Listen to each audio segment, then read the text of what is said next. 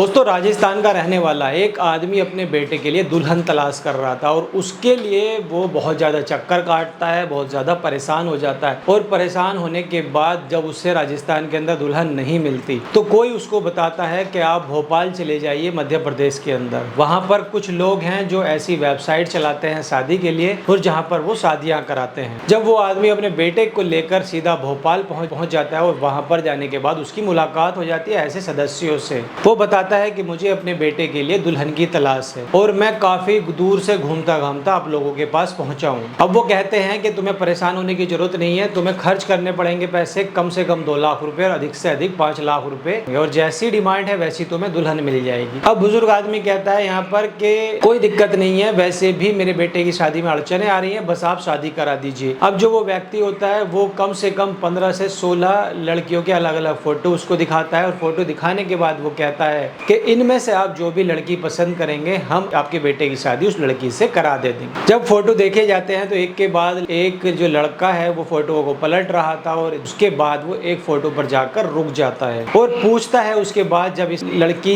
पर नजर रुक जाती है तो बाप पूछता है कि ये लड़की तुम्हें पसंद आ रही है? बेटा बताता है कि मुझे यही लड़की पसंद है और मुझे इसी से ही शादी करनी है, आप इस लड़की के बारे में बात कर लीजिए। जैसे ही उस लड़की के ऊपर हाथ रखा जाता है यानी कि उसके फोटो पर, उस लड़की का नाम अनुराधा है और अनुराधा से शादी तुम्हारी हो जाएगी। जब लड़का कहता है कि तुम्हारी शादी हो जाएगी, यहाँ पर लड़का कहता है कि वैसे भी उसके साथ जिंदगी बितानी है। लड़का बोलता है कि क्या हम शादी से पहले कुछ घंटों के लिए मुलाकात कर सकते हैं? वो लड़का बोलता है मैट्रिमोनियल वाला कि मैं उस लड़की से आपकी मुलाकात करा दूंगा। जब बात मुलाकात कराने की आती है तो उसके लिए एक जगह और एक समय निर्धारित कर लिया जाता है। आखिरकार लड़का लड़की आमने सामने बैठे हुए थे और लड़के का पिता और जो शादी कराने के लिए मैट्रिमोनियल वाले थे वो भी सामने बैठे हुए थे। बातचीत का सिलसिला शुरू हो जाता है और लड़की अपने कुछ पुराने पन्नों को खोल कर दिखाती है और लड़का भी अपने कुछ पुराने पन्नों को खोल कर दिखाता है, यानी कि बातचीत आगे बढ़ जाती है। और इसी बीच लड़का अपनी जेब से हथकड़ी निकालता है और उस लड़की से कहता है, उसके हाथ में हथकड़ी लगा देता है और कहता है कि यू आर अंडर अरेस्ट। वो कहता है कि दरअसल हम राजस्थान पुलिस के ऑफिसर हैं और हम आपको गिरफ्तार करने के लिए आए हैं। और जैसे ही लड़की गिरफ्तार वहां पर होती है उसके बाद हड़कंप मच जाता है। जहां पर आसपास जो लोग खड़े हुए थे वो भागने की कोशिश कर रहे थे, लेकिन वो जो बुजुर्ग आदमी था वो भी उस लड़की का पिता नहीं था, बल्कि वो भी राजस्थान पुलिस का एक ऑफिसर होता है। आखिरकार कुछ मशक्कत के बाद जो लोग वहां पर छिपे हुए भी थे उनको सबको गिरफ्तार कर लिया जाता है। गिरफ्तार करने की जो वजह थी वो ये थी, अगर उस लड़के से, यानी कि वो लड़का नहीं था, वो एक पुलिस का ऑफिसर था, यदि उससे उसकी शादी हो जाती, यानी कि अनुराधा की 25वीं बल्कि 26वीं शादी होती। पहले वो इससे पहले 25 शादियां कर चुकी थी। आज की जो ये कहानी है इसके माध्यम से मैं आपको ये बताना चाहता हूँ कि आखिरकार अनुराधा ने इतनी शादियां क्यों की और आखिर उसे इन शादियों से क्या मिलता था। दोस्तों कैसे हैं आप लोग? मैं इमरान मलिक। ये जो सच्ची घटना है आज मैं आपको सुनाने जा रहा हूँ ये है राजस्थान की एक जगह की। दरअसल मैं बात कर रहा हूँ 3 मई 2025 की सुबह की ये बात है और ISH कॉलोनी का एक निवासी और जिसका नाम होता है विष्णु शर्मा और पिता का नाम होता है बनवारी लाल शर्मा, जो कि मान टाउन थाना वहाँ पर पहुँच जाता है और वहाँ पर वो खड़ा था और खड़ा होकर रो रहा था। वहाँ पर उससे कोई पूछता है कि तुम यहाँ पर सुबह सुबह आए हो और क्यों रो रहे हो यहाँ पर? वो कहता है कि मेरी अभी कुछ दिन पहले ही शादी हुई थी और जो मेरी पत्नी है वो कहाँ चली गई है, मैं ढूंढ नहीं पा रहा हूँ, हर जगह मैं उसकी तलाश कर रहा हूँ और मेरी दुल्हन है वो मुझे नहीं मिल रही है। कहता है कि उसके लिए शहर जगह बिल्कुल अनजान है, पता नहीं कहाँ होगी और 2 मई को अचानक से वो यहाँ से लापता हो गई है। पुलिस वाले पूछते हैं कि वो किसी को तो बताकर गई होगी, लापता हुई है, घर वाले परिवार वाले कुछ तो होंगे जिससे वो बताए होंगे। विष्णु बोलता है कि साहब उसके परिवार में कोई नहीं है, उसके घर में कोई नहीं है और कोई मेरे पास उसका संपर्क नहीं है, बस आप पता कर दीजिए। जब बात यहाँ पर आती है कि ठीक है कि आप एक तहरीर हमें यहाँ पर थाने में लिख कर दे दीजिए, हम इस मामले की जांच पड़ताल करेंगे और जांच पड़ताल करने के बाद में देखेंगे। जब उस लड़के से तहरीर लिखवाई जाती है, दरअसल वो एक कहानी लिखता है तहरीर के अंदर और कहानी इस तरीके से होती है, उस लड़के की शादी नहीं हो रही थी, नाम है विष्णु शर्मा, उसे दुल्हन की तलाश थी और दुल्हन की तलाश करने के लिए वो खंडवा जाता है मध्य प्रदेश। वहां पर रहने वाली एक लड़की होती है सुनीता, उसके संपर्क में आ जाता है। साथ ही एक खंडेला निवासी पप्पू के संपर्क में आता है। सुनीता और पप्पू उन दोनों से कहते हैं कि उसकी शादी नहीं हो रही है, हम शादी करा देंगे, कोई दिक्कत नहीं है, कोई परेशानी नहीं है। वो लगभग 15-20 लड़कियों के फोटो दिखाते हैं दोनों, उसमें से कोई एक लड़की चुननी थी जो उसको पसंद आ रही थी। उसी अनुराधा नाम की लड़की पसंद आ जाती है, हालांकि उसका नाम कुछ और था। हालांकि वो लड़की उसको पसंद आ जाती है और वो कहता है कि मुझे इसी लड़की से शादी करनी है। अब अब जहाँ पर यहाँ पर शादी करने की बात आती है वो है 19 अप्रैल 2025 को वहाँ पर कोर्ट पहुँचते हैं और कोर्ट में जाने के बाद वो वहाँ पर एक विवाह का जो पूरा समिति पत्र होता है उस पर हस्ताक्षर करते हैं, बाकायदा वो कोर्ट मैरिज कर लेते हैं और इस तरीके से किया जाता है पूरी तरीके से कि जैसे वो कोर्ट मैरिज हो। वो कोर्ट में नहीं जाते, एक वकील होता है और वकील के माध्यम से वो बाहर से बाहर सारी की सारी जो प्रक्रिया होती है वो कर लेते हैं और उसके बाद 19 अप्रैल 2025 को शादी हो जाती है और 20 अप्रैल 2025 को वो अपने घर में पहुंच जाता है अपनी पत्नी को लेकर, उसके साथ स्वागत मनाता है, उससे बातचीत करता है, उसका दुख सुख सारी जो बातें होती हैं वो उससे बातचीत करता है और पूरी रात ऐसे ही निकल जाती है। और उसके बाद जब दिन निकल जाता है, अब जब घर के अंदर बाकी मेहमान होते हैं, जब उसकी विदाई होती है और खुशियों के गीत वहाँ पर गाए जा रहे हैं तो परिवार वाले यहाँ पर खुश थे क्योंकि विष्णु शर्मा की काफी दिनों से शादी नहीं हो रही थी और इस बात को लेकर घर वाले परेशान थे और वो भी अब उसकी ख्वाहिश पूरी हो जाती है।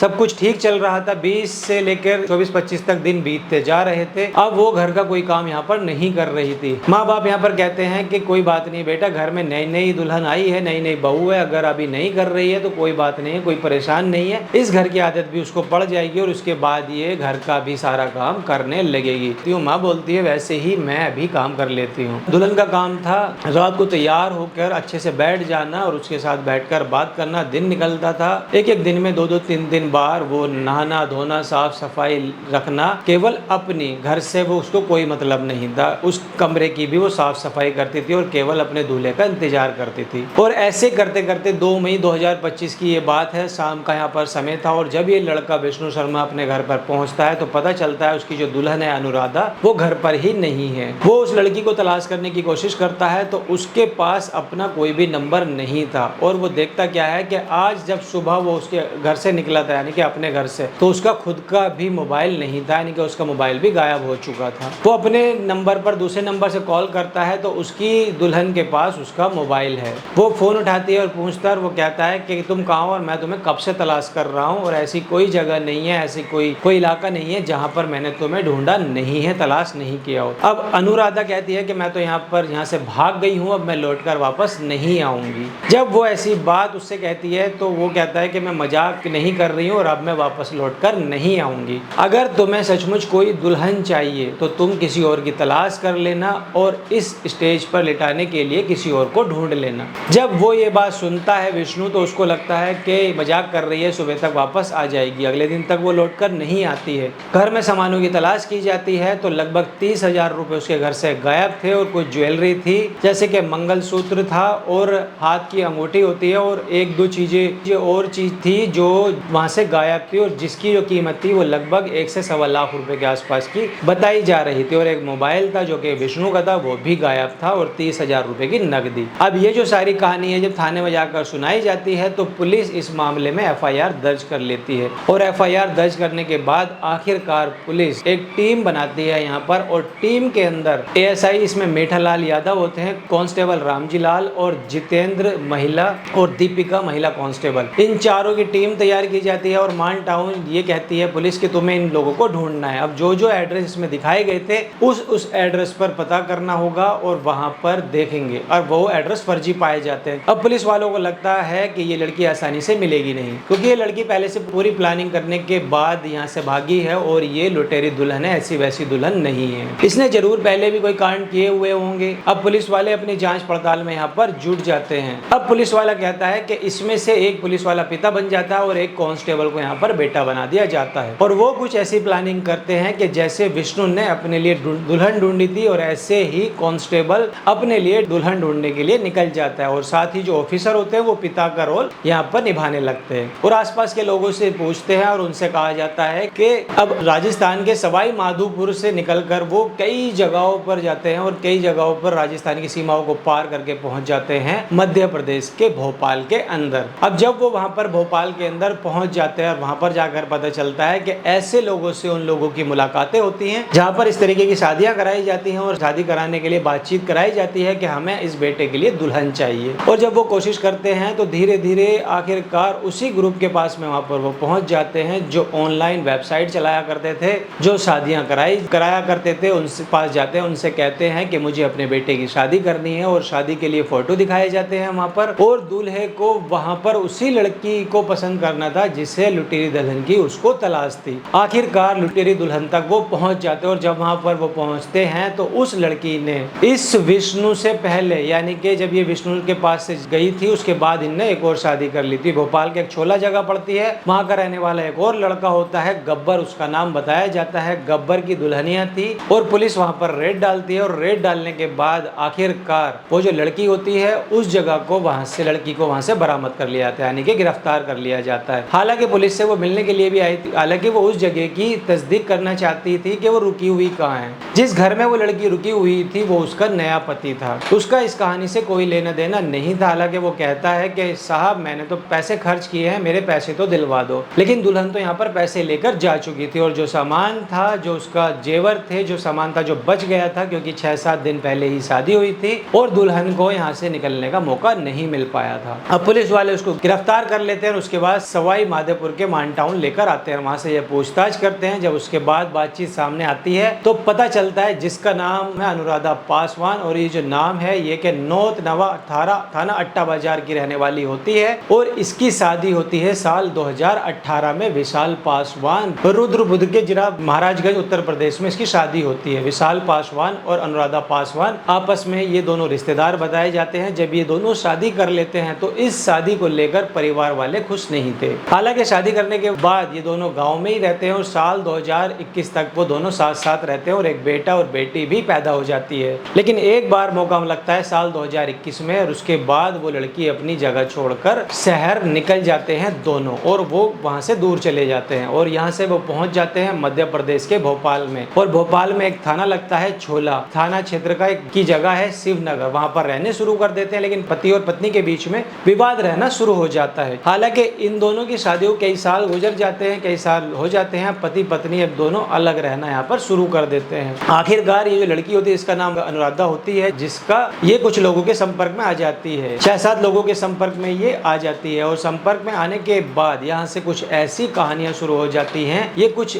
ऐसे मजबूर लोगों के लिए जो गरीब होते थे, जिनकी शादियां नहीं होती थी, उन लोगों के संपर्क में ये लोग रहते थे और उन लोगों के लिए दुल्हन लाने का इंतजाम किया करते थे। और इसके लिए बाकायदा इन्होंने कीमत तय कर रखी थी और वो 2 लाख से लेकर 5 लाख रुपए, 6 लाख रुपए, जहां जिसका जैसा हिसाब होता था उसी हिसाब से वो दुल्हन दिलवाने का काम करते थे। लेकिन दुल्हन की एक रकम तय थी कि जिस घर में वो जाएगी और उसके बाद जितनी जल्दी वो वहां से निकलेगी उससे वहां से 50,000 रुपए हर हाल में मिल ही जाएंगे। दुल्हन के 50,000 रुपए तय थे और अनुराधा इसी तरीके से काम करना शुरू कर देती है। कुछ ही महीनों में उसने लगभग 25 लड़कों से शादी कर लेती है। अनुराधा 25 लड़कों के साथ वो सुहागरात मना लेती है। किसी के साथ 5 दिन रहती है, किसी के साथ 10 दिन, किसी के साथ 15 दिन, जैसा उसको मौका लगता था और उसी हिसाब से वो उनके साथ रहती है। और जब उसको मौका मिलता था, मौका पाते ही वहां से वो निकल जाया करती थी। कई घर ऐसे थे कि जिनको पहले से ही शक हो जाया करता था कि ये लड़की यहाँ से भाग सकती है, इसलिए उसकी घेराबंदी कर दिया करते थे। और जब घेराबंदी हो जाया करती थी तो जो दुल्हन थी वो वहां पर फंसी हुई अपने आप को देखती थी, तो वो अपने साथियों को देखती थी, उनको कॉल करती थी।